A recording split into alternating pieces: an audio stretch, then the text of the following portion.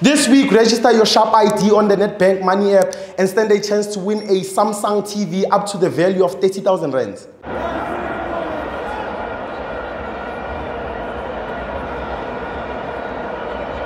Welcome to FANS Wethu TV. It's the Nedbank Cup round of 8. AmaTuks will be going up against Mamelodi Sundowns. So I'm joined by the one, the only, Bobo. Stibo. Fede. I'm Nandi.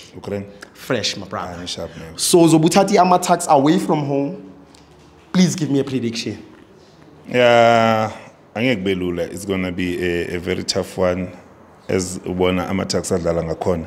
I think prediction ingaba yi-3-0 time Sundowns win by 3 goals to 0. Yeah. So uma ngabe mhlawumbe AmaTuks adlalile azothola igoli eli-1 yabona. Sure. Yeah, so because uyabona nawo AmaTuks aguda nababadlali uma ungabheka anabadlali abaningi ababiya ku Sundowns abanye babiya ku loan. Okay. Uma ungabheka abo Harold Majadubudu, right. Ubheka abo Julius, ubheka abo Promise Mkuma in the middle of the park, ubheka abo Sibanyoni up front, majito obonayo ukuthi bagude but uzawuthini Sundowns awuthame and bana lentwana le entwana le encane le efishane le bathi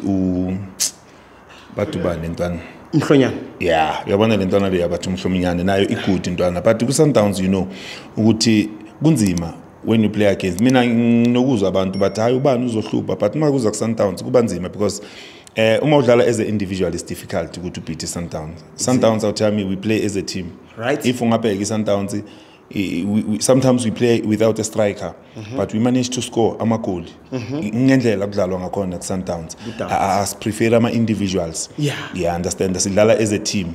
So Sundowns I'll tell me izoyiwina le match. Sizoya kuma semi final. Ngiyabonga bo.